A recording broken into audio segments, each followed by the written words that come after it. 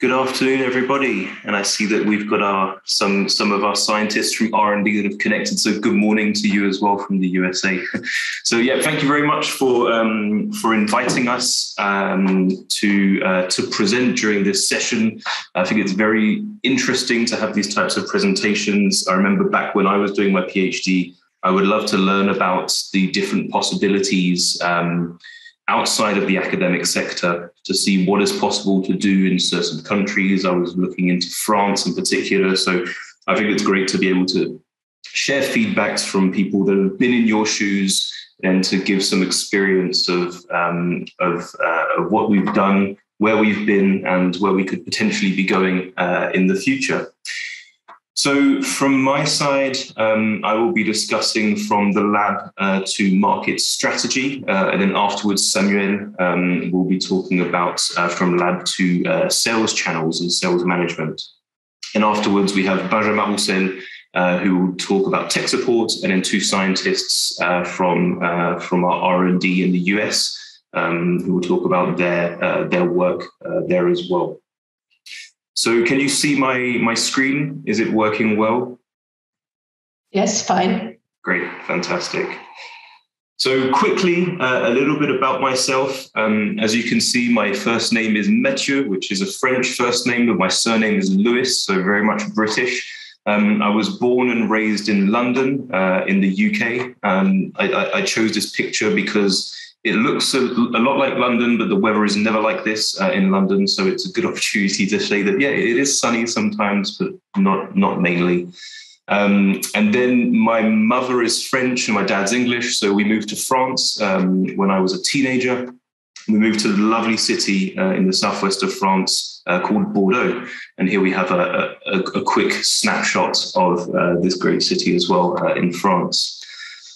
During my studies, so I went on, so when we moved to France, I just did the regular high school diploma in France, and then went to university at the University of Bordeaux. And one of the fantastic opportunities that I had was to spend 1 year abroad at the University of California, Santa Barbara. So this was during my undergraduate degree. So I did an undergraduate degree in biology.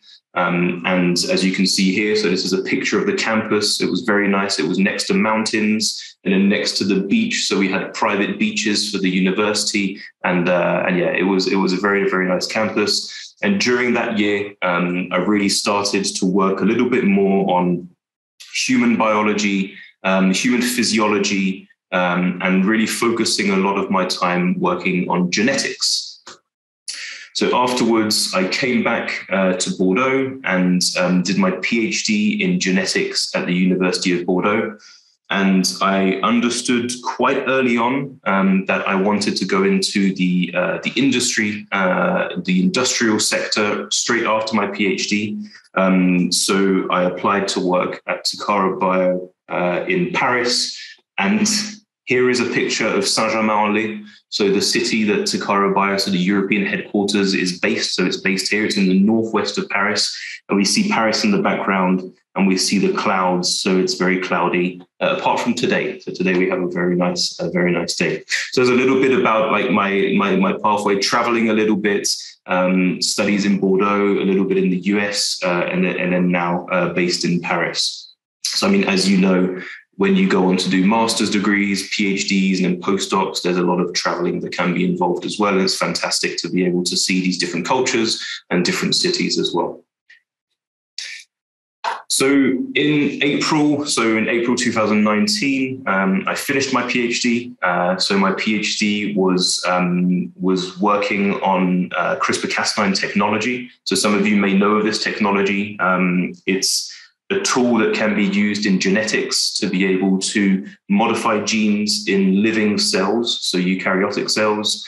And back when I started my PhD in 2015, it was at the beginning of using these techniques to do genome-wide screening assays. And CRISPR was really starting to become more and more popular. More and more labs were using this technique, but it was relatively new. So CRISPR was discovered in 2012.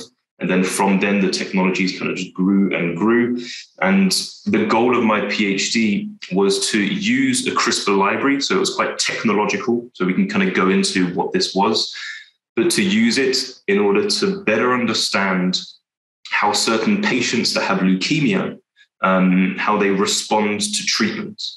So the lab that I was working in, it was working with scientists and with doctors who were in frequent contact with patients that had chronic myeloid leukemia. So it's a form of blood cancer. And there is a treatment that exists for this cancer. Some of you may be working on this as well. And this is great because there's a treatment that can treat chronic myeloid leukemia. However, for a subset of patients, they are resistant to the treatment and the treatment doesn't do anything for them.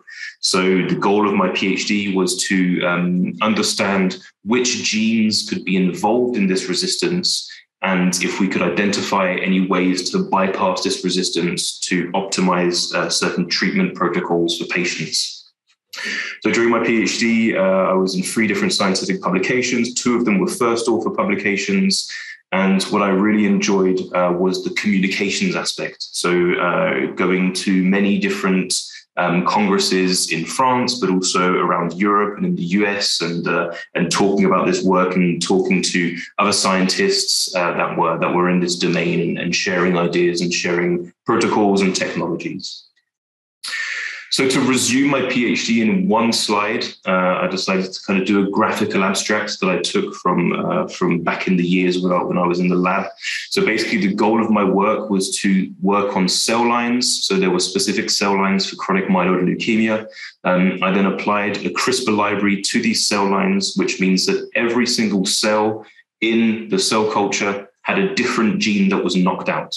So here, every color can kind of be a symbol for a different gene that's knocked out. Then what we did is that we would apply imatinib selection. So imatinib is the drug that's used to treat chronic myeloid leukemia. And what we saw here is that the majority of the cells died. This is good. It means that the treatment worked and that we killed the cells. However, there was a subset of the population that did not die. So it means that these cells were resistant to the treatment. And the goal of my PhD was to understand which of the genes were involved in this resistance and if there are ways that we can bypass this resistance to offer certain treatment plans. So we used CRISPR technology, many molecular biology tools. We used NGS, some bioinformatic softwares, such as this one called Magic. And we had identified around 50 different genes that were potentially involved in imatinib resistance. From this, you can find many kind of well-known tumor suppressor genes. So we were really looking at these different genes to see if they could be potential druggable targets for treatment. Then what we did is that we had validated, so we organized these genes according to the FDR score. So it's the false discovery rate score. And then we wanted to better understand if all of these genes had a specific resistance individually. So we generated individual cell lines with knockouts in all of these different genes and studied these cell lines individually to better understand the mechanisms that were underlying the resistance to treatment. And from this, we saw that there were 2 main pathways that were affected, the apoptosis pathway and the MAP kinase pathway. So what we then did is that from this, we did some treatment combinations where we would use imatinib plus nabitaclax, which is a drug that can kind of activate apoptosis. And then imatinib plus pimasertib, which is an inhibitor of the MEK pathway. And then with these combinations, we saw that there was a way that we could recover sensitivity, and the patients that show resistance could potentially use these 2 drugs, and the treatment would work better for them. So this was the work that I'd done during my PhD. There was a lot of collaborations with doctors and scientists around Europe to better understand the roles of these genes. So it was a good way that we could move forward, not only better understand chronic myeloid leukemia, but also better understand the use of CRISPR-Cas9 and these different screening approaches. But also during my PhD, what I really loved to do was to communicate about science. I thought that it was as important as the actual work is to get the message out there. And in France, there is a national competition called MT-180. So in French, that's Ma thèse en 180 secondes. So in English, it would be 3-minute thesis. I'm not sure if it exists in Austria, but there may be an alternative. And basically, it's a national competition where PhD scientists, so young scientists, can present their work in 3 minutes. And it's meant to be for the greater public. So you're basically supposed to present your work to people that aren't experts in just life science in general, that really maybe don't know what DNA is and let alone know what CRISPR-Cas9 technology is. So the goal here is to do these types of presentations, and I really enjoyed this. So I think that if there's a possibility, if you're interested in going into the private sector, interested in working more on communication aspects, to better talk about your PhD and to talk about the science, look to see if there are these types of events that are possible in Austria. You learn a lot from these events. And then you potentially can present this work in front of hundreds of people. So it's a very good opportunity. With this opportunity, so we were actually invited to talk on some national French radios, so France Inter. So that was quite fun. And also the finalists of this competition, of which I was in. So we had some certain days where we would use the Twitter account of 3-minute thesis and kind of present what it's like to work in a lab. So an everyday, like a day in my life on Twitter. So that was really fun, learning a little bit more about communications. On top of that, there was a second communications festival that we really enjoyed, which was called Pint of Science. And I think Pint of Science is in Austria as well. So basically, this is a 3 or 4 day festival. It's once a year. And basically, this is a collaboration between the company Pint of Science and scientists around Europe, where they can present their scientific work in pubs. So it's really fun. Lots of people come, they get a beer, and then they learn about science. So here we did a presentation. I think this was during the last year of my PhD or the second last year of my PhD. We started to talk about people with beers, and we started to talk to them about CRISPR technology, gene editing, and all of the consequences that gene editing may have. So interesting as well to go into these discussions. But also, as I said previously, it's not all about just communicating about just CRISPR-Cas9 and basic science in general. There was also a lot of communication in certain schools. So the European School of Hematology, the French School of Hematology, the American Society for Hematology, talking to doctors and seeing really how the certain research can potentially impact their work. So communication for me was important during my PhD.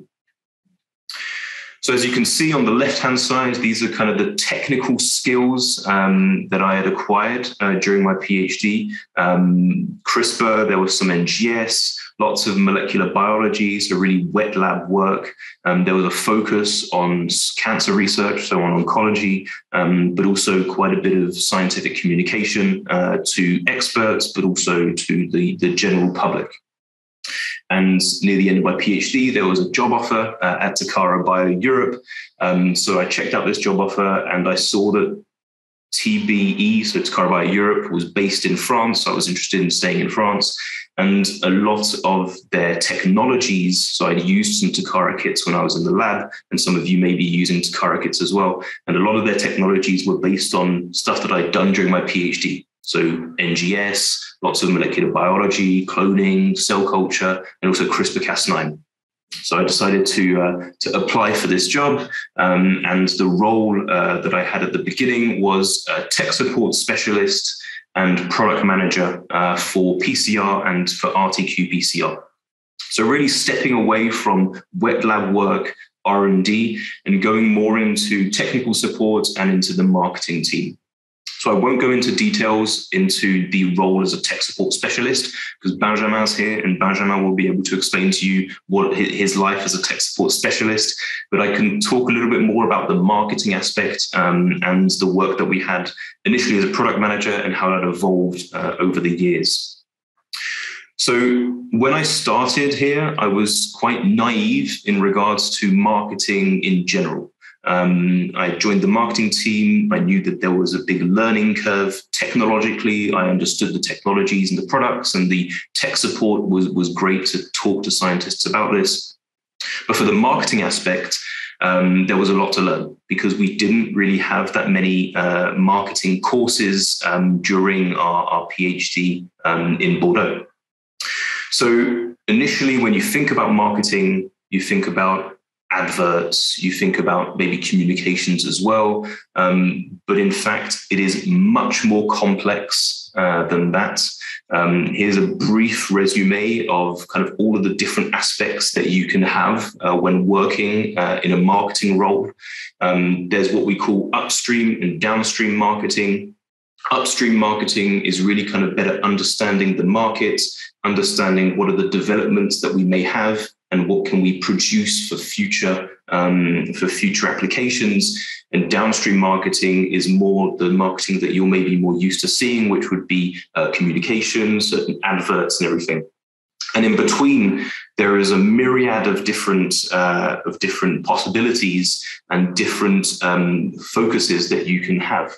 Like, for example, before a company such as Takara Bio generates a certain kit, it's because there's been intensive strategy and marketing beforehand. They analyze the markets, they analyze the competitors, they can analyze what the customer needs, how we can offer something that's slightly different, how we can be more competitive in regards to the competition. So there's really a lot of work here.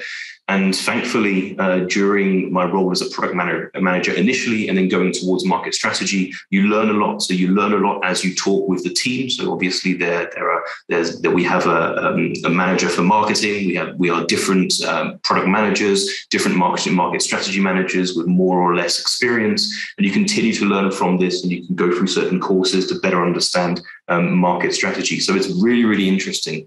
Marketing is much more than the adverts and some communications that you may see as a scientist. It's really the whole aspect of the development of certain products and how these products are communicated into a certain market. So a case study, an example of this, and kind of the roles that we had and the roles that I had as a product manager was also, you can predefine certain aspects. You can work on developing certain products for 2 years, for 3 years by analyzing the market. But sometimes life happens and you have to react very quickly. And you need to work with a team in order to develop an efficient message and in order to get to a certain customer. So as you all know, in the early days of the COVID-19 outbreak, testing was increasing. PCR testing was increasing. There were certain protocols that had been developed by scientists in Berlin, scientists at the Pasteur Institute, scientists at the CDC in the USA. And all of these protocols included RNA extraction. But RNA extraction requires machines. RNA extraction requires a lot of plastics. And what had happened is that during the months of February, March, and April in Europe, when the pandemic really started to take off, all of the RNA extraction solutions had been used previously in Asia, because in Asia, in the earlier months, so December, January, and February, they started to test a lot for COVID-19. And all of the plastics that were generated by many companies around the world, they were all used for these initial tests. So when the European pandemic started and when the US pandemic started as well, so these are the markets that we're working with, there wasn't a possibility to work with RNA, with extracted RNA. So we would talk to certain hospitals and they'll be telling us that they didn't have extraction solutions. So they were doing some homebrew techniques to be able to boil the virus and then use that for RT-qPCR, but it wasn't working very well. And they were really looking for alternative protocols. So what we did, and this is one of the marketing activities that we had predefined, and then we said, okay, we need to work on this to try and help as many scientists as possible to develop new protocols, is that we previously had a kit, so a one-step RT-qPCR kit, so a research kit that can be used directly on on samples. So there's no need for RNA extraction, but our R&D, because this kit had been developed way before the pandemic, our R&D hadn't validated it on viral transport media, so the media that you have when you have the COVID test with the nasopharyngeal swab samples. So what we decided to do is to work with hospitals and labs around Europe by supplying some of these enzymes for free and saying, okay, we can give you a kit for, let's say, 200 reactions. You can help optimize certain protocols, and then we can share these protocols within this network so that when certain labs need to perform COVID testing by RT-qPCR and they don't have RNA extraction solutions, they can potentially adopt this protocol. This was a very nice strategy and it worked. So we started talking to many different virology labs. We were working together to develop certain protocols. This is what we call a door opener message. So when we would send them this message saying we can collaborate with you, the scientists and the clinicians were very interested in discussing with us. They would also look at the different solutions that we had in our portfolio. And afterwards, what had happened so very quickly is that we had worked with these 50 odd different virology centers around Europe. We worked on certain guidelines, so certain protocols that can be potentially shared for direct COVID testing without RNA extraction. And from that, because we're working with many scientists, there were many publications that were then released looking at either a direct protocol or alternative protocols, or just looking at different solutions and optimizing the COVID-19 testing strategies. So it was a very, very rich period where we started to talk to a lot of different customers, and we were really sharing this information to try and get COVID testing more efficient, less reliant on RNA extraction, and really to continue to develop this.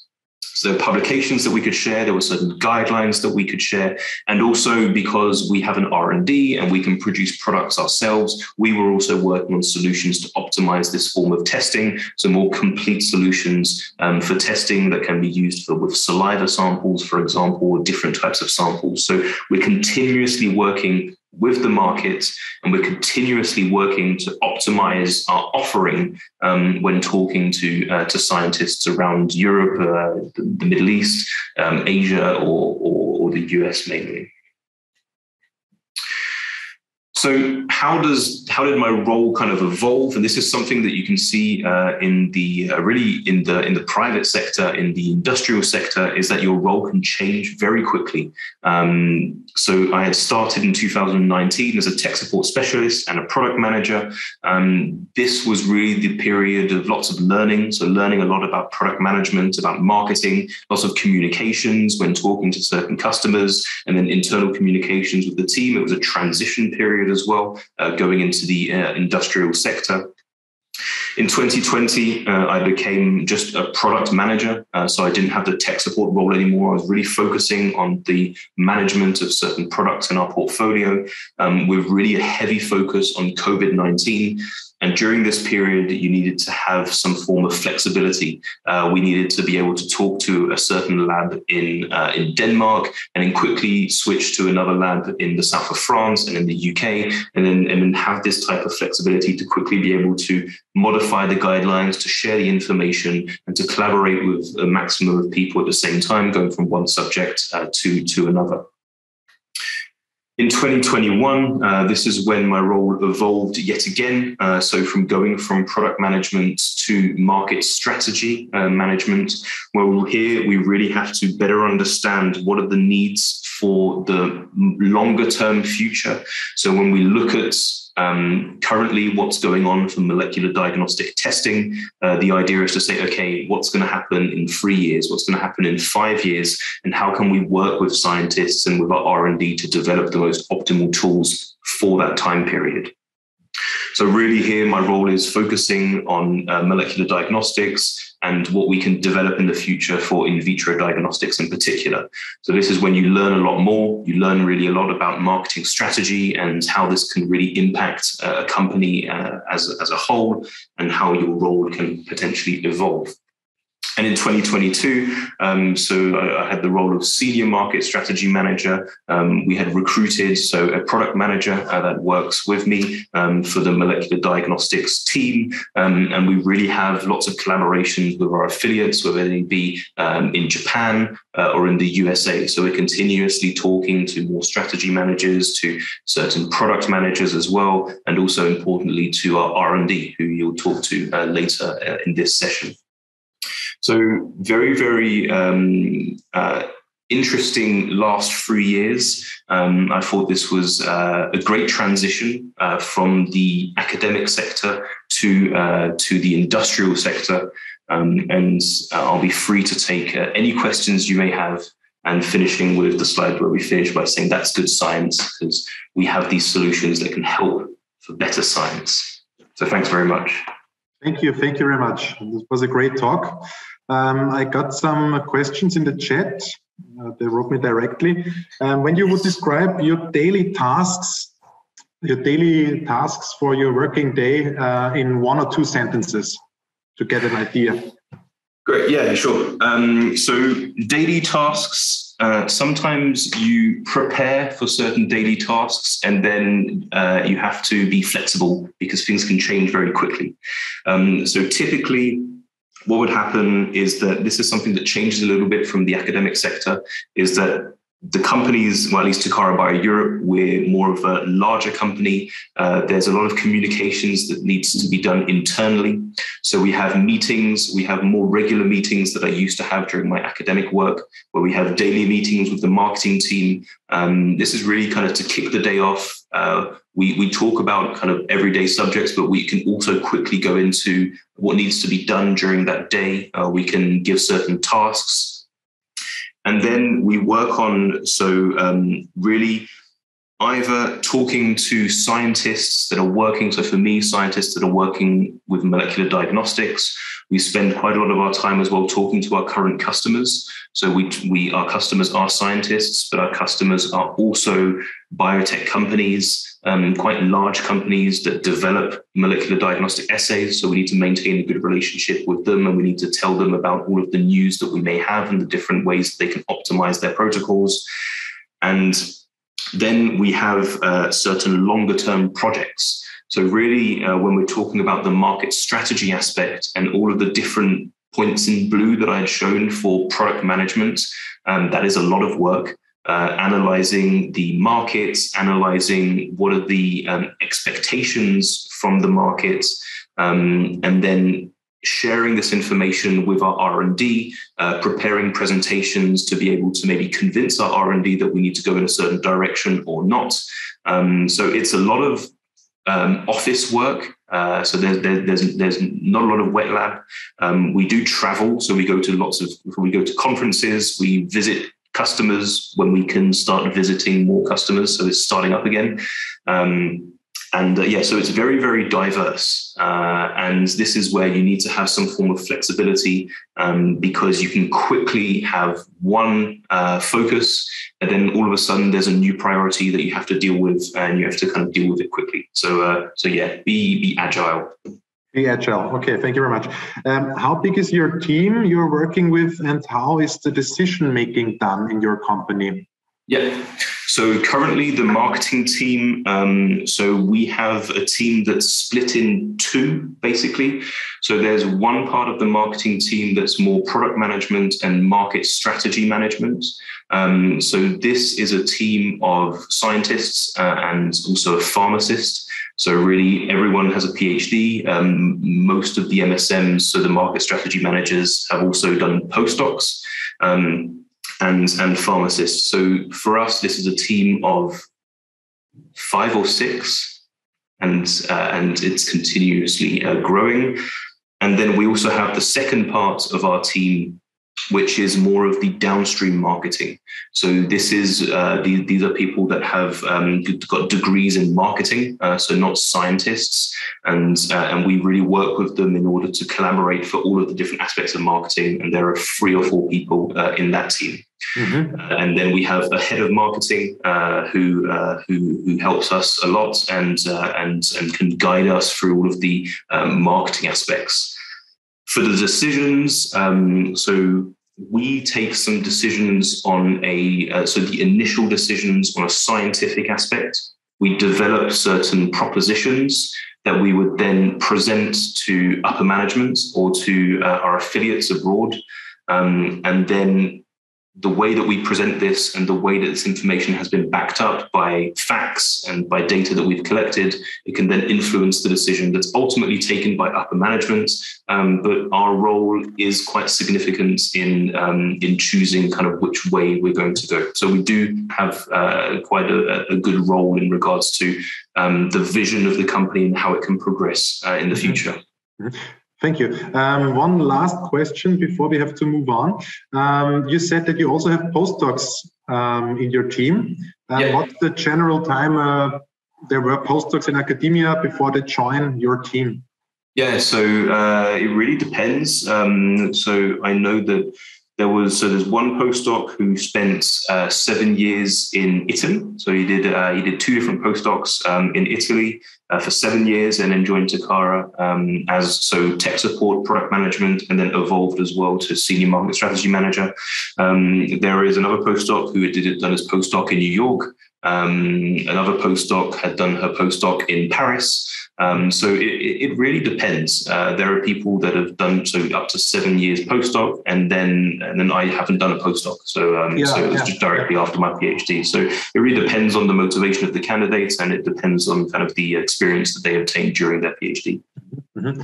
I think there's other questions we can maybe then spare for the second session. Anyway, you decided to stay a little bit longer, Matthieu. I will hand over now to your colleague. Yeah. So Sam, you're welcome. Sum it up. It's very interesting that especially this postdocs, PhD. Also you have you can have a PhD and then you can make a postdoc and you can still then enter industry. I think this is also a viable option for a lot of people, and we should keep that in mind, that it's nothing. There are no lost years, so to say. You just have to find your fit. Exactly. Thank you very much. Now we hand over to Samuel Bouvet. Okay, thank you. Can you hear me well? Perfectly. And fine. You do see the presentation, I think. Yes. All right. So let's get going. So thank you very much, Matthieu, for this very nice introduction. I'm gonna switch gears now and talk more about the other aspect of our company, which is sales. And I'm gonna talk about my journey to becoming a channel partner manager, which is one specific aspect of the sales role that we have in our company. You might be more familiar with the technical specialist that is coming into your lab to talk about the products. So this is not the sales role that I have, but I will present that more. So more about me first. So Samuel Bouvet was born some time ago in Normandy. Normandy is a very beautiful region here on the west of France. Here in the west of France. And interestingly enough, it has been awarded as one of the 10 places to visit before dying by the New York Times. So this was a very big hit in Normandy, actually. Everybody was super proud of it, that Americans consider Normandy as one of the places to visit. So I encourage you to come visit us if you ever come to France or to Paris. It's very close to Paris, like 2 hours drive from Paris. So it's very convenient. So anyway, I did most of my studies in Paris. So I first moved from Normandy to this city called Lyon. For me, it's south of France, but for people in the south, it's north of France. So it's in the middle of France. Lyon for doing 2 years, classe préparatoire. So it's very French preparatory classes for going to the concours, to going into the university afterwards. So then after 2 years, I moved back to Paris, where I did most of my studies. So regular courses, license and master. I did 2 different masters. I will talk about it later. Followed by a PhD, some internship in France and abroad. After the PhD, I then moved to Geneva for a postdoc. So we were talking about postdoc or not postdoc. So I made a decision to do a postdoc. I'll explain why I decided to go for a postdoc. And after a little bit more than 2 years, I then moved back to Paris, where I started the second part of my career in a non-academic background. So I now live in Paris. What I like, gardening. So I have the chance to have a big terrace, and now it's really sunny. So it's pretty nice to stay outside and enjoy the sun. I like fooding, grilling. So this is the last grilling we did on Easter Eve. Lots of food, lots of friends, lots of wine. Fun fact, I have also an addiction to gin. So I do own more than 10 bottles that are not yet empty of different gins, and of course the tonics that are going together with. So this is a little bit about me, my education. So as I said, I did most of my studies in Paris. So in a school that's called Agro-Paris-Tech, where I have a master degree. So we call this engineering degrees in France. So it's applied science in basically science applied for biotechnologies, pharmaceutics, cosmetology, biotech, so on and so forth. So lots of fermentation involved in these 2 years. At the end of those 2 years, so I had a 6-month internship in Sanofi Pasteur. So I don't know if you are familiar with this company. Sanofi Pasteur is a branch of Sanofi Aventis that is developing vaccines. And they are one of the leader in vaccine production worldwide, mostly focusing on the viral disease such as influenza. And there I had the internship into the quality departments, and my role was to qualify a new qPCR instrument for doing quality testing on the vaccines. So basically making sure that the strain that is supposed to be in the influenza vaccine is the correct one, and that there is no contamination with the cells that we are using to produce the vaccine, because the vaccines are produced in chicken eggs. If you are not aware of it, they make sure that there is no chicken DNA into the vaccine, because this is not what we want to be vaccinated against, obviously. After this internship, I moved to a master in virology in Paris University, so fundamental research in virology. This was a 1-year studies, and then I did an 8-month internship in the Rockefeller University in New York. There I worked on the hepatitis C in the lab of Dr. Charles Rice. For those of you who are a little bit familiar with science and news, Dr. Rice got the Nobel Prize last year for his discovery and his role into he put in place basically a system to work with the HCV in vitro, cell culture of HCV, that helped into finding the cure that we now have for HCV. So this was a great internship, meeting with lots of people worldwide. As you can guess, because this is a Nobel Prize lab, this is a huge lab with more than 40 people in it. So it's not something that has any equivalence in France, or probably not in Austria. I don't know how the Austrian labs are organized, but I'm pretty sure it's not 40 people there. After that, I've decided to do a PhD. So I already knew from this first master that I wanted to go into the industry. And when interacting with people in Sanofi Pasteur, they told me that it was important for having management or good position into the pharmaceutical industry to have a PhD. So this is why I decided to do a PhD still in Paris for 3 years at Institut Jacques Monod in cell and molecular biology. And after this PhD, I moved to a postdoc in Geneva, as I was saying. So the decision to go or not go for a postdoc, it's very important. I decided to do a postdoc because, again, after the master and after the PhD, I talked to people into the biotech and the pharmaceutical industry. Talked to many people and asking them, what do you think about my profile?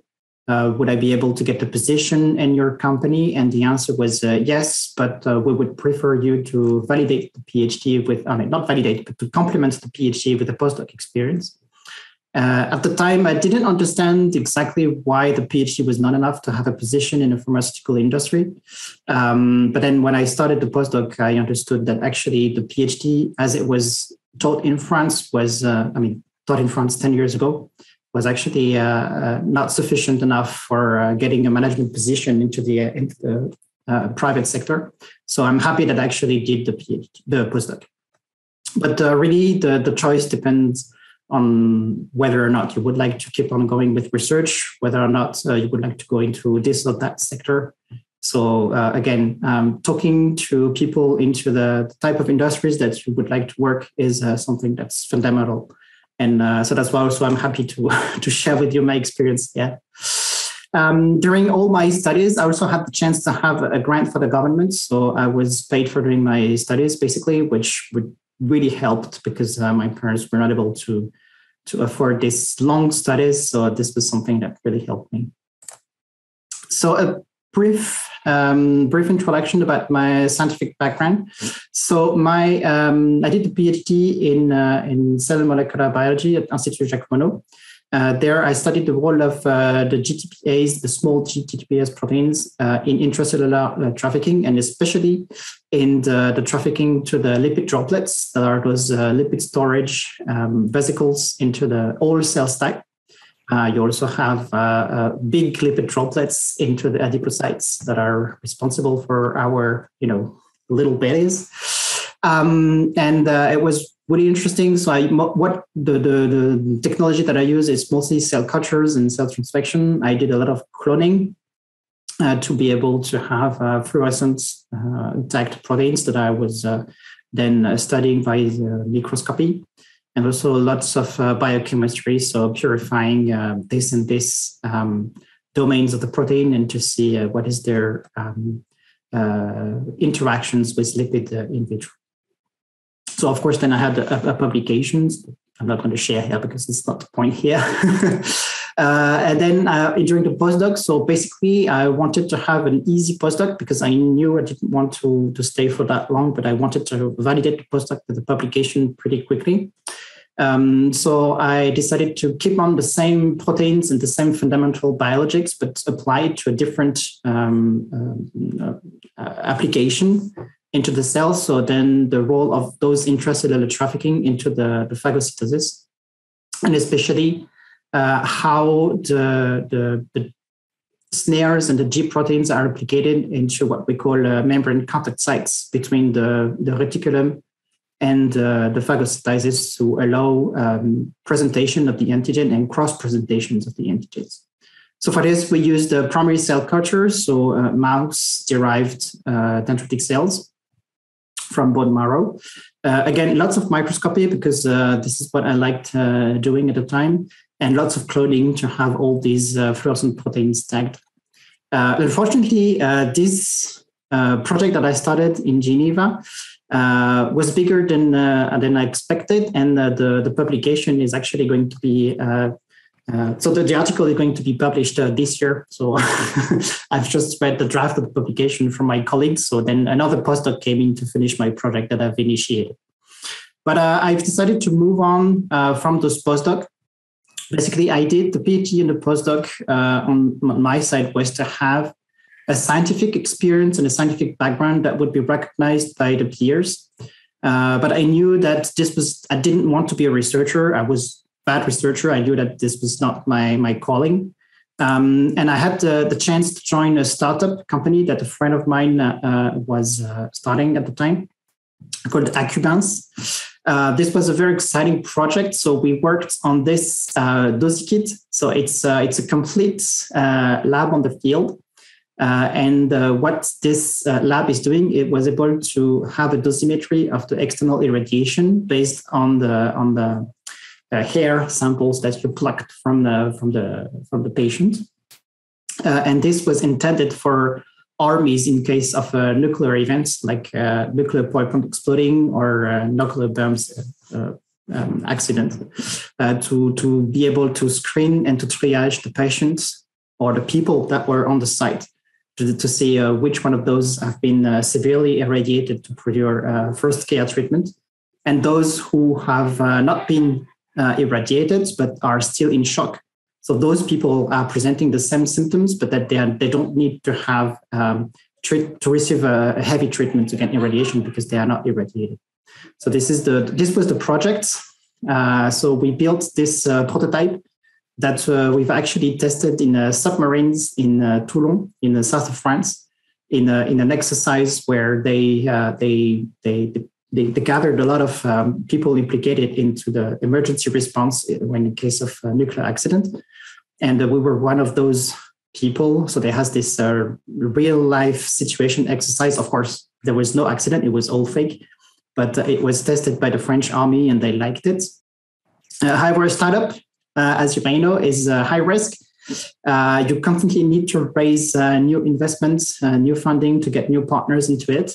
And eventually you need to sell these products. And this is where we had issues and we didn't succeed because we were lacking a commercial background. So we didn't have the right commercial and marketing presentation of our solution dosing kit. So scientifically and technically speaking, it was perfect and to the point. But because we were all PhDs with no commercial background, this was something that we lacked and we were not able to do. So this is why after a year and a half working in Accubance, I decided to move on and to join a sales and commercial company. And I joined Takara in 2017 as a sales export developer. So I was there in charge of the distribution network. So this is very specific sales activity in which you manage people or companies to sell your product. So for example, we have companies in different countries that are reselling our products. The idea is to provide them some support, some guidance, some technical information for them to be able to sell efficiently our solutions into their markets. So this is indirect sales because you are not talking to directly the end user or the users of the product, but you are talking with the people who are reselling the product to the end user. So it's very interesting. I learned a lot about the sales and commercial background, and also about the company. And 2 years later, in late 2019, late 2019, I started to onboard the tender management with one assistant. And this led to the creation of a new inside sales department at Takara Europe since, last year, but formally from this January, with 2 inside sales representatives that are in my team that I'm able to manage. And we've decided also to regroup the inside sales and the technical support. So technical support now is together in a big team that we are calling sales and technical support. So we have 3 technical support specialists. You will hear from them about the specificities of this role. In order to make this jump from being a channel partner manager to leading this team, sales and tech support, and providing support on all levels to our customers and our sales team, I did a Master of Business Administration, MBA. So this is the school, it's a French management school that I started in March 2020. So that was not a good idea, but I didn't know at the time. So it was an MBA done mostly online, which was not the best experience, but at least I learned a lot from my peers and from the expert in the program. And I've completed this master actually this year. I will be completing in September this year actually with the final report. on actually management of the inside cells. So this is how I reached to this level.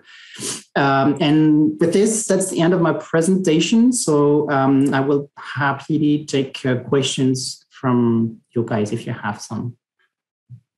Thank you, Samuel. It was very Welcome. exciting. And thank you also for sharing some personal details. And the food looked delicious. I'm hungry now. I know, right? Oh, the mussels.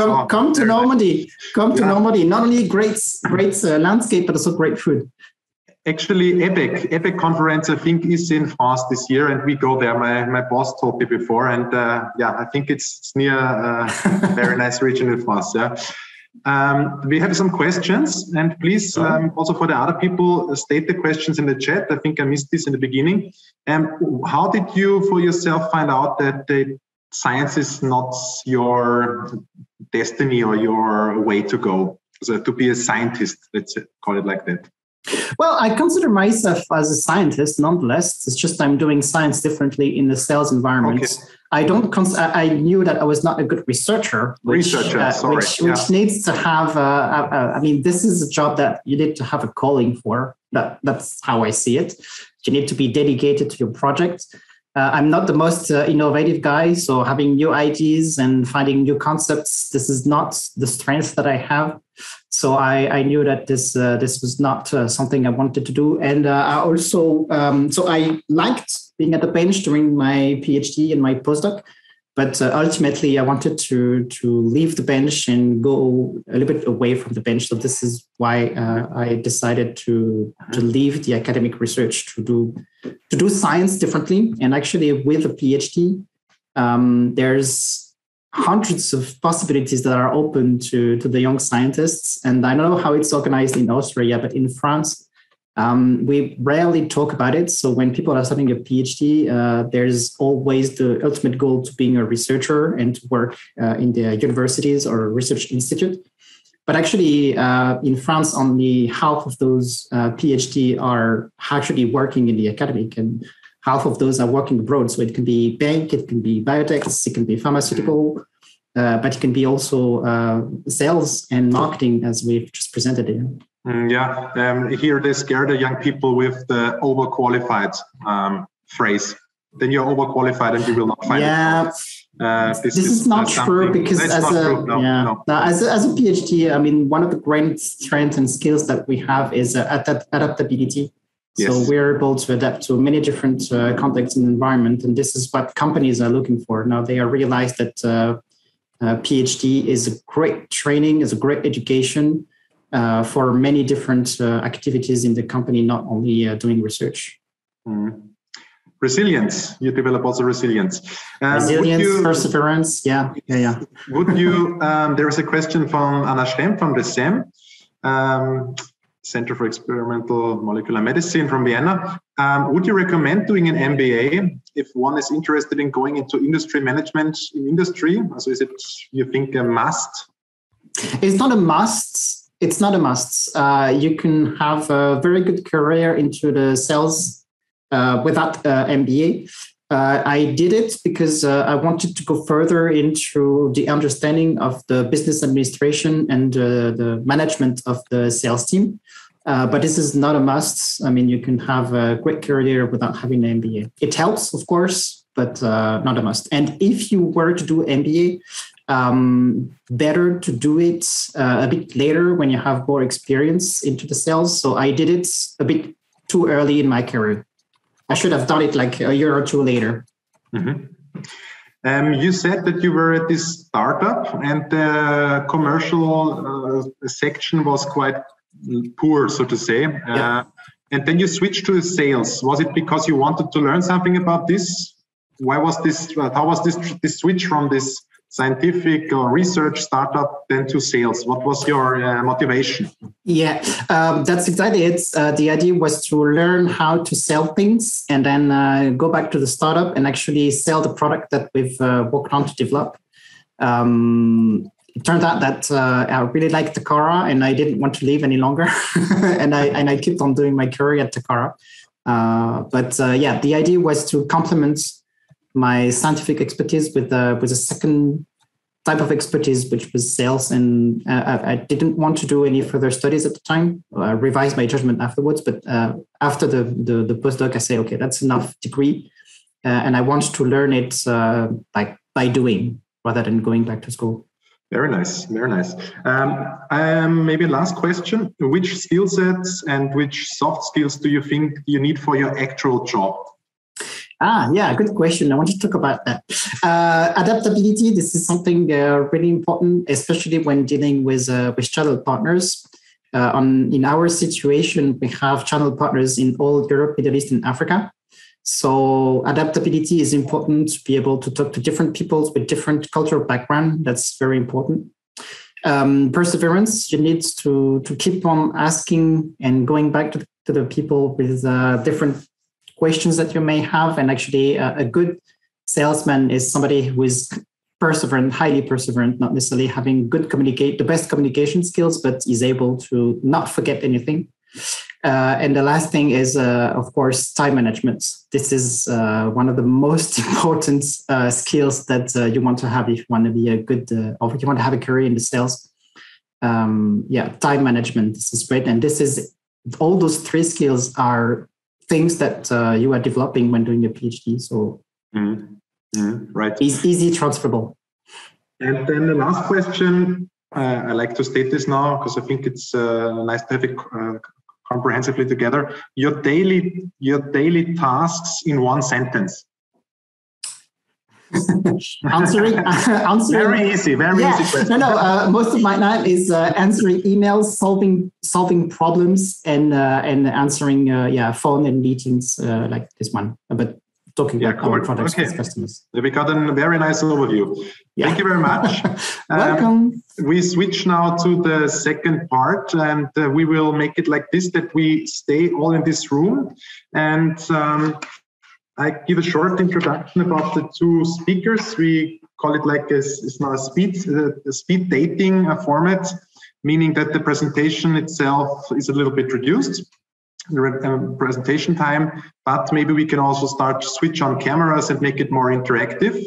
I give you now my screen for a second to show you where we are here, Takara. Yes. And we will have, at first, I would suggest that Ernst Oberortner starts with his part. He's R&D group leader, bioinformatics, Takara Bio USA. And then we jump to, it's now stuck. To Benjamin Roussel. I hope I pronounced this correct. And we have to skip Jake Myers because he's sick, unfortunately. And I stopped sharing my screen now and would then hand over now to Ernst Oberortner. Hello everybody. Can you hear me well? We can hear you well, we can see you well, and we're happy to have you. Okay, great. Well, thank you so much. It's a pleasure being here, and I really enjoyed listening to the talks of Matthieu and Samuel. So just as a heads up, I actually did not prepare slides, so I was hoping we can maybe use Felix, slide as a background. Yes, I will. Thank you. I just have one slide that I'd like to also put up, but we can also maybe do this later after I spoke some words about my person. So some words. I was actually born and raised in Austria, to be more specific, in Carinthia, in Kärnten, am Ostseehase. Yeah, so this is where I actually grew up, and I actually come into this biosciences, life sciences world from a very computational perspective. So I actually got a degree from the HTL in Villach for software engineering. And then I moved actually to Vienna, stayed there for 10 years, got a master's and a PhD in computer science. So this is actually where my training happened. And since a little bit more than 10 years, I actually live in the US. So this was after I got my PhD in Vienna. I decided I want to move once to the US. And So it worked actually out for me. I got a postdoc position at Boston University, stayed there for 3 years. And I was interested staying in academia, and getting some tenure track position at a university here, but it didn't work out, right? So I had to actually adjust my plans a little bit, and I still wanted to stay in research. And here in US, actually, we have this nice system of national labs. They are funded from different governments. Like I, for example, worked in at the Joint Genome Institute, affiliated with the Lawrence Berkeley National Labs that are actually funded by the Department of Energy. And so here in this area, we worked a lot on DNA sequencing, DNA synthesis, and DNA editing. And due to my background in computer science, it was always one of my tasks to provide computational support to develop software tools that are accessible via the browser, or to develop some computational pipelines that analyze the data that comes out, for example, of the sequencer, and transforms it into some graphical way that makes sense then to the scientists. Also at the Berkeley labs, I worked there for around 6 years, and then it actually I really wanted to explore a little bit the startup scenery, right, which is very big here in the Bay Area. A lot of entrepreneurship and startups, and I really wanted to experience it. So I left actually my group leadership position at the Berkeley labs and went to a startup, very promising one. It's called Inscripta. They work on a box that can do millions of genomic edits on your strain using actually the CRISPR technology that also Matthieu was talking about. So it was really, really challenging and tough and very nice experience. But at this startup, I wasn't able to see me getting back into management. And this is what I always wanted. And about half a year ago, Takara Bio USA gave me actually this opportunity that I can go back into group leadership, and that's why I also joined. And it's a global company with a lot of great products on the market, very well established. Everybody knows it. And so this was actually one of my reasons why I joined, to actually learn more about management, plus also how industry really works. And so far, I really like it. And I'm very happy that I made this steps. So this was a very, very short description about my life so far. And I'd be happy to, take any questions or. Yeah, great. You're in US now, or you're working remote from Austria? In US, okay. No, I live in the Bay Area. I'm working from home today, but I live in the Bay Area, yeah. Cool. And you said the company you're working on was Inscripta? Inscripta, yes, exactly. Inscripta, okay. And there's something like Synthego, comparable to Synthego? Yes, exactly. So Synthego is also a little bit of a competitor in this area. Yeah. Okay, yeah. Because we're working with Synthego and doing some knock-ins, and they now realize nothing is as easy as they promised in the beginning. Yeah. Exactly. That. When you don't have to pay actually when it's not working, but time is anyway passing. Yeah. So somehow. For the customer, it's time's the money. Yeah. Yes. And we have a question from Srinka, also a scientist now finishing her PhD. Srinka, please.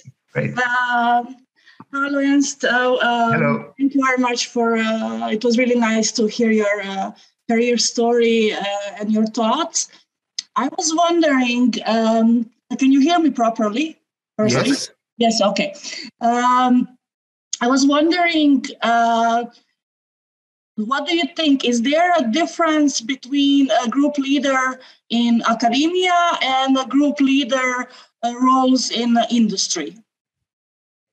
Yeah, good question. So I have to admit I do not have any experience in group leadership in academia, only in a national lab. And so national labs I would consider a little bit in the middle between academia and industry.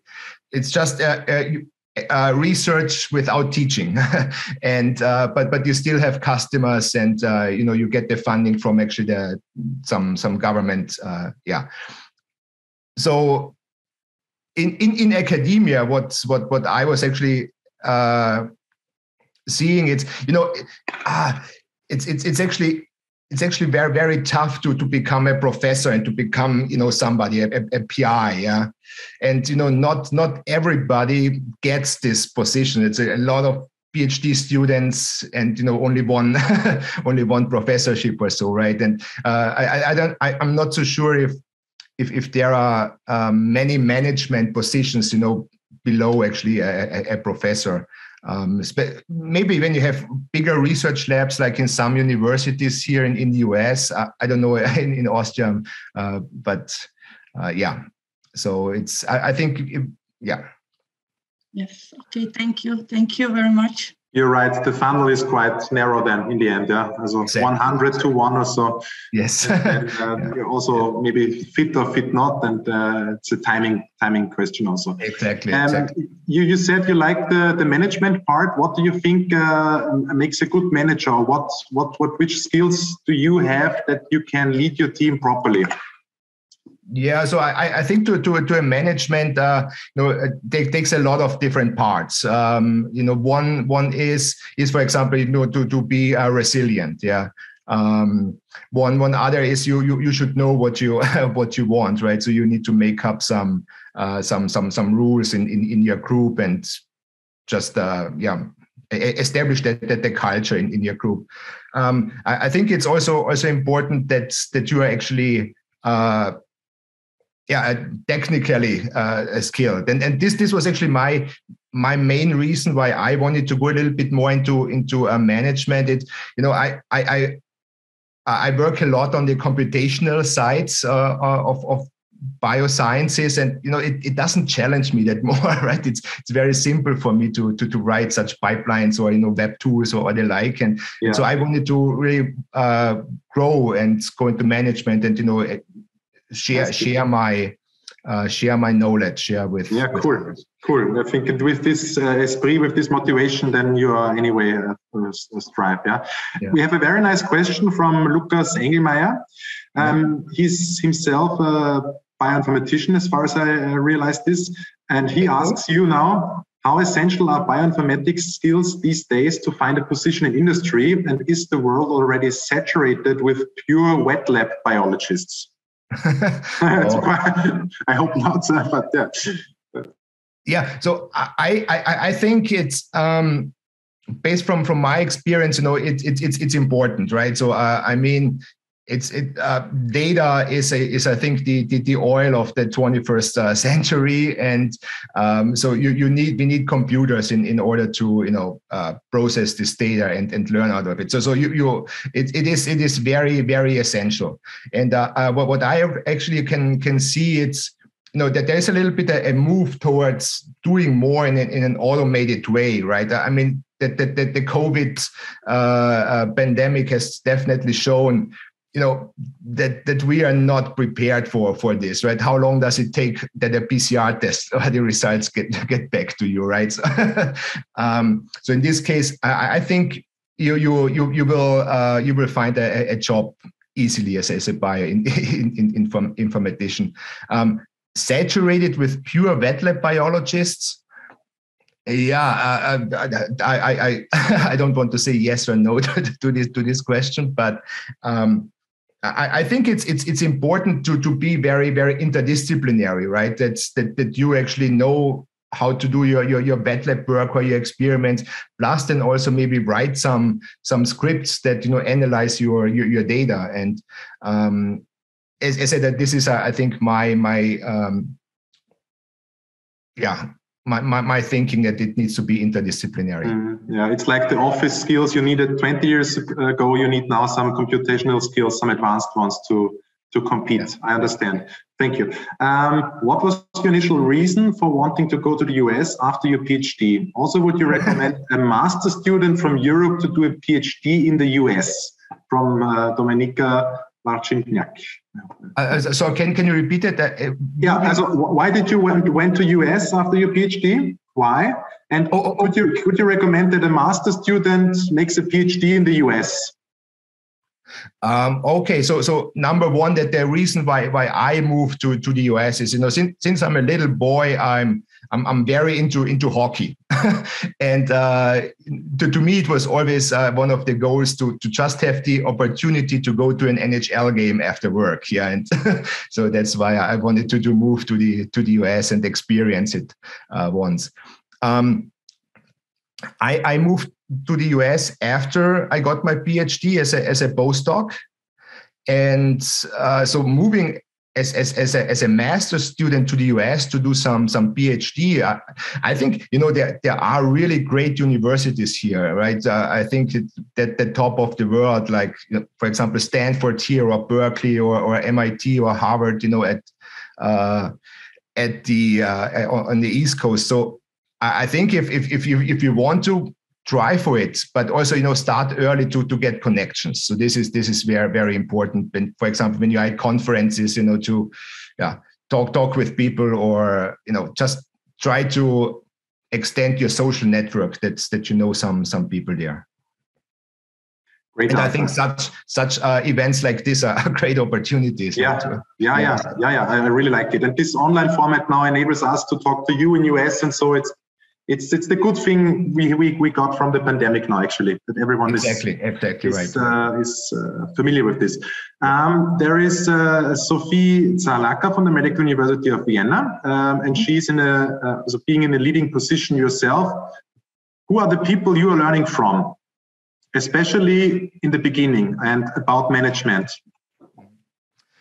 So yeah, well, I think only speaking in terms of management, I learned that from my managers, and looking at them, how they do it, right? And I have to admit there are a lot of bad managers out there, and that's nobody wants to work for a bad manager. So also I think earlier it was that the question was to Samuel, is an MBA required?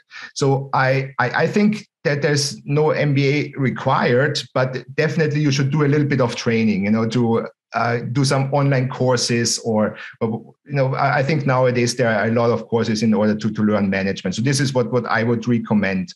And also looking at your peers and seeing how they do it, taking some good things from them, and throwing maybe the bad things away. So that's what my recommendation here in this. Yeah. And I think that there was a second part to this question as well. I may have forgotten. I think that was it, actually. Okay. From this part, yeah. The additional skills set regarding this management, I think, is then also some people skills, or to deal with anger, motivate people, don't demotivate them, and so you have to have a sensitive hand, so to say. Right. Yeah. This was actually in my case. This challenged me nowadays a little bit more than writing some code. Empathy and so on. Yeah, of course. Exactly. Okay.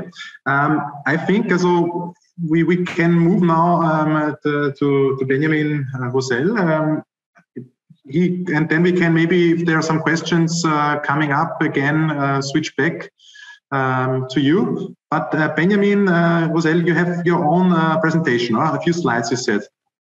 Yes, absolutely. Okay, then I stop now my sharing. All right. Please, I hand over to you.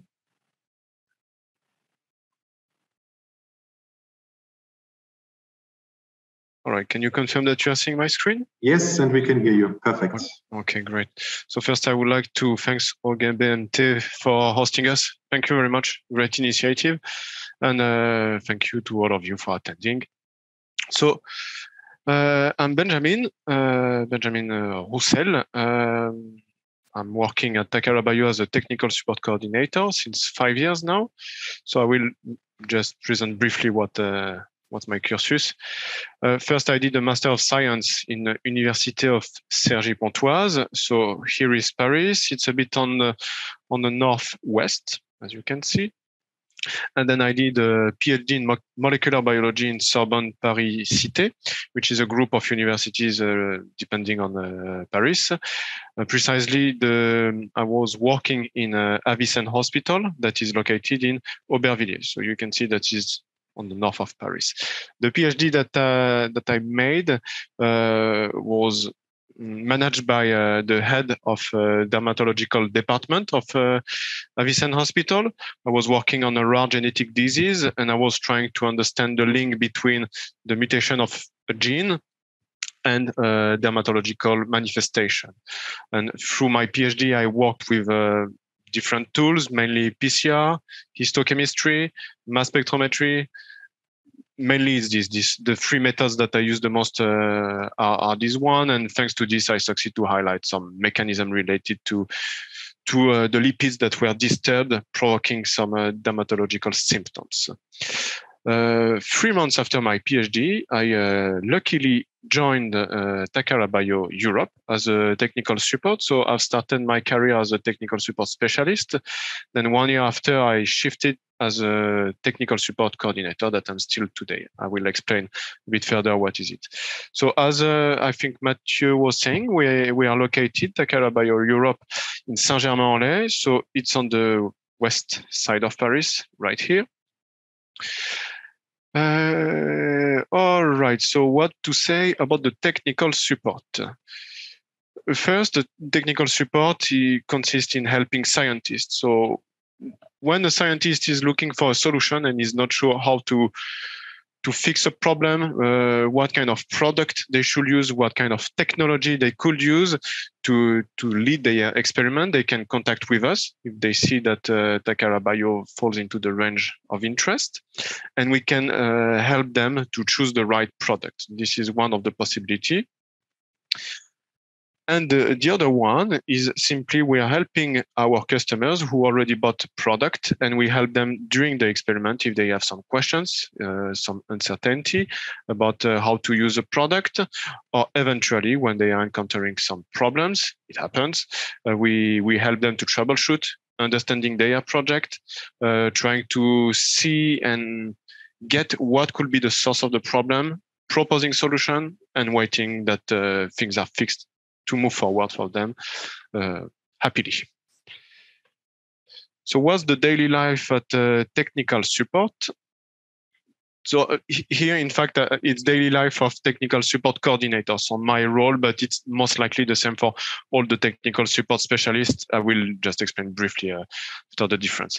So in the morning, I'm switching on my computer. I'm reading all the emails that we received at the technical support email address.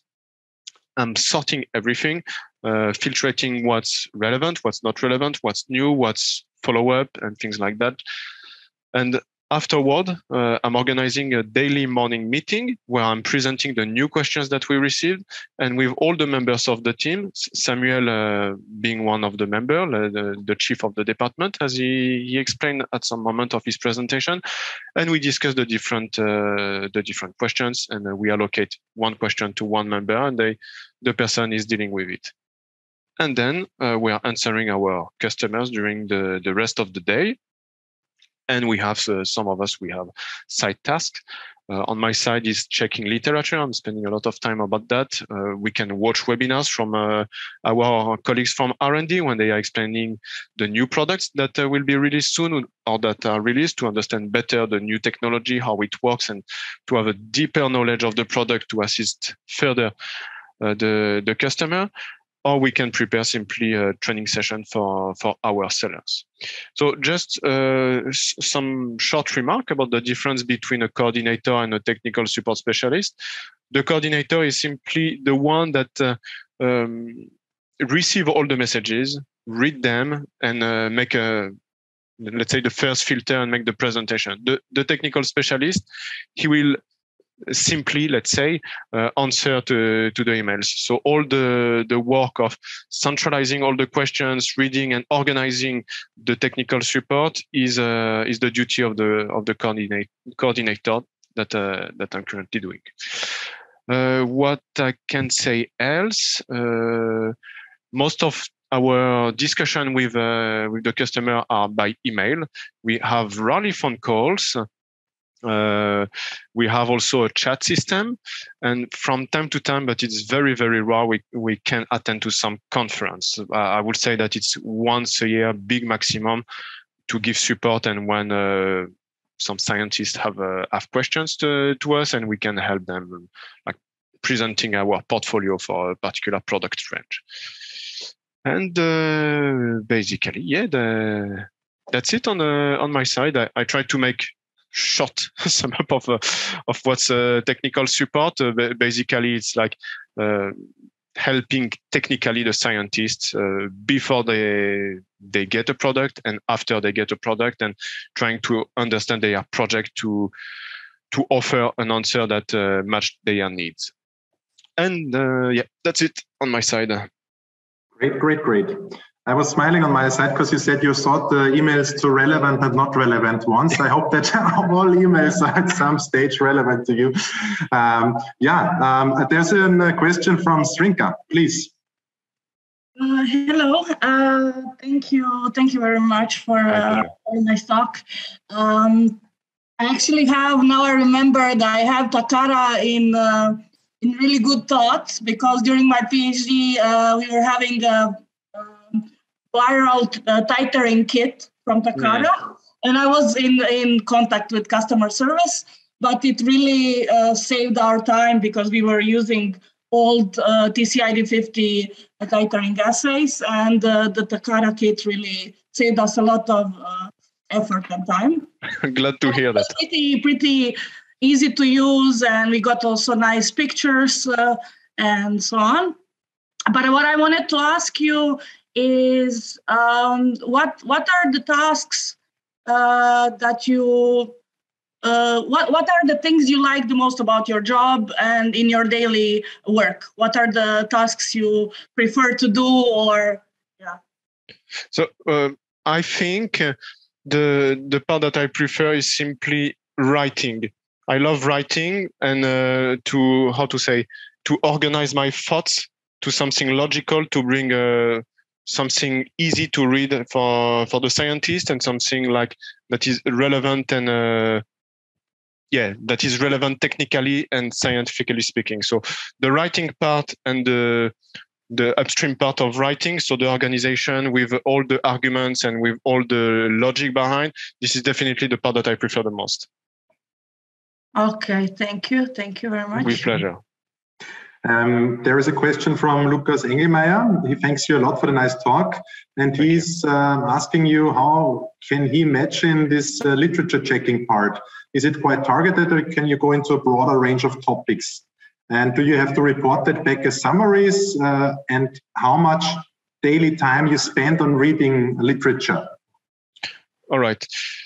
I will try to answer step by step. So triple question, Can you read it? First, I'm looking mainly at articles citing Takara Bio products. So it's I'm using a system that is like sending me alert saying there is a new article citing this product from Takara Bio. I'm checking the article to get to know more about the way that it has been used, knowing where the customer is located, and things like that, just simply to know more. That's the initial step. Then how I organize that and what I'm doing with all these articles. I have a database because I firmly believe that scientists are much more keen to believe a scientific article rather than let's say our marketing material. And I think it's quite natural. I did my PhD myself also.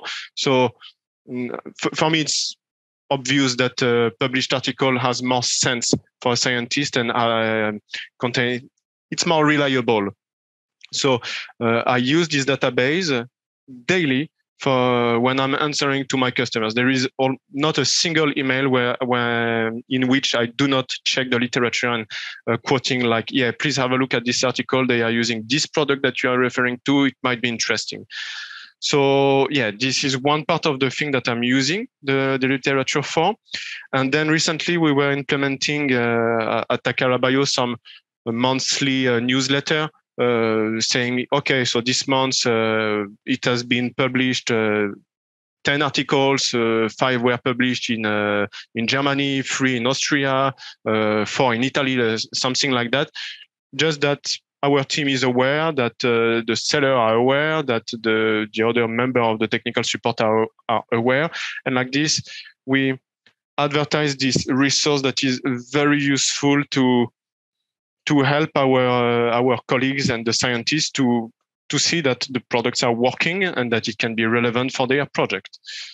And then the time that I'm spending, I will say per day I'm spending easily 1 hour checking literature, looking for article, reading the article carefully, checking if the product site that is written in the article is used in a proper manner, simply checking if indeed the keywords that I used to look for the article are relevant, because from time to time you are looking, I don't know, like Taq polymerase and then bacteria, and you are expecting someone using the Taq polymerase with bacterial sample, and then you look and in fact they are not using bacterial sample. It's just that the word bacteria is coming earlier or after for something totally different. So you have to pay attention to such thing, which means that you need to be vigilant and careful and to pay attention to details. So it's quite intense work, but as a scientist from academic, it's really pleasant, because it's like I still have 1 foot in academic medium, since I'm reading daily what scientists are publishing from basic research. And on the other side, I have 1 foot in the industry, because I'm working at Takara Bio. I'm promoting the products and helping to solve eventual problems the customer may have, or answering questions or doubts customer may have. Yeah, great. Sounds very great. Thank you very much. With pleasure. I think it's quite challenging then when you have a new product launch, huh? Yes, it is. First, it depends also on your specialty, because each technical support specialist has a specialty. My specialties are Pcr-Q Pcr, stem cells, and ELISA kits. So for Pcr, it's quite easy to get, because it's a classic method. For stem cells, you need indeed a lot of time to assimilate the data, to understand what you can do with the stem cells, since it's a very subtle and delicate field. You really need some time to assimilate everything, what you can do with, what you cannot do with it, culture conditions, all the things like that. And for ELISA, it's the same as PCR. It's a quite classical method. However, for one of my colleagues is an NGS specialist, and for an NGS specialist, you really need also a lot of time to understand the new product, to understand what's the difference with the previous version, what it brings as a new features. So yeah, it depends on the field. On my side, it needs time and patience to understand correctly new products that are coming from the stem cells field. Yeah, cool. What's the most occurring issues? So what's the questions you want to see on a frequently asked questions page for your job? Very easy to answer. Most of the time, it's simply customers not following the user manual, which contain like how to say essential step to use the product, and it doesn't work. And for PCR, I don't know, they are using like abnormal or already set up thermal cycler program, which is not adapted to the polymerase that they are using, that is coming from Takara Bio. This is very, very common. So in fact, it's very simple to fix. They just change one parameter, add one step or remove one step, and it works. But you need to dig a bit to get that. Yeah, but I had this issue occurring to me now, because I bought the kit from a big company and the manual was not as detailed as from the other company. It was a beta-hydroxybutyrate assay kit. And there was a small detail with sample dilution, and this information was lacking, and therefore we had this very strange signal. And then I looked at the second manual, and everything was fine. And it can be that you overlook something, but can also be company-wise. Absolutely. Maybe absolutely. I should send it to them, actually. Yeah, this could help other people. Yeah. Put it on That's my agenda. also why the technical support is here, because from time to time, indeed, the user manual and data sheets can be not really clear or not enough detailed, and some scientists can be simply lost, because if they are new to the technology or to the product, it's natural that it's not innate for them to work with it, and it's okay to come up with questions in such context. There is again a question from Lukas Engelmeyer, and he thanks you for answering the first question so nicely. My pleasure. And he's asking if it's always a specific question to a product, or do people also approach you with general problems and how to make an experiment working or something, how to tackle a specific question, a scientific question? Most of the time, it's a specific question about at least a specific portfolio. So we know more or less which products are concerned, one or two product concerned. But it happens that from time to time, someone is new to a field. It happens, I will not say often, but regularly, that someone is saying, okay, I just set up a lab. My project is this, and I'm looking for a provider giving me products to do this type of stuff. And then we have to analyze well, to think, okay, this is the project. They may work with that. They may use such product, and so on and so on. And then step by step, by discussing with the scientists, we decipher what are the real needs, and we succeed to have an exchange that lead to some precise product. But it happens also, something very general is happening. It's more rare. Most of the time, it's people asking something quite precise. Mm-hmm. Thank you. With pleasure. When you cannot, there is from Anna Schrempf a question now. I have to wait with my question. A general question: is it common that employees switch between departments in your company, marketing, sales, etc., or does that only rarely happen? How is this at Takara? This is a bit difficult to answer, because I think first it depends on the person.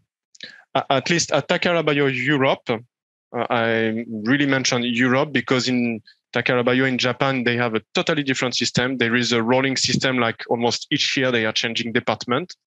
But in Europe, I think it depends on opportunities. If there is a new position and a new project that require a specific person, if there is someone already in the company that has the skills for such need and wants to change the position, he can apply. For example, when I started, one of my colleagues was a technical support specialist since years, and he was also a big fan of informatics. And an IT position has been opened, and because he had such good skills, he could apply to that, and he got the position. So he shifted from technical support to IT. And I'm taking also the example of Matthieu Lewis. We were working together at technical support. He was doing also product management in the meantime, and now he moved quite naturally. It's not like that he took a new position that has been open, but it has been more natural. But just to say that naturally a transition occurred, and we used to work in the same team as technical support, and now I'm still in technical support, and Matthieu is a market strategy manager. So yeah, it depends more on the person, I will say. Mm-hmm, I understand. And in Japan, is a rotation, so you have to have all the skills in one person, so to say. There is something like this. I don't know exactly how it works, but I know that it rolls quite regularly. Mm-hmm. Mm-hmm. Okay. A question of me: when you cannot answer a specific problem or so, then there is a refund in the room, but are you also allowed to refer to another company maybe which has a comparable product? Or is if it's in the if it's an advantage for the scientist and can help him to solve his problem, yeah, of course. I mean, in the end, what the technical support wants is that the experiment is working. And most of the time, to have a full experiment working, you are working with different providers. I don't know, like for cloning, you will use different products. To do a PCR, you will use different products also, like agarose, different thermal cycler, things like that. So yeah, naturally, if it's necessary, absolutely, we can recommend another provider. Okay, cool. Yeah, I think we are at the end now. And I want to thank all of you. It was very great to have you. It was very interactive and we had a lot of questions.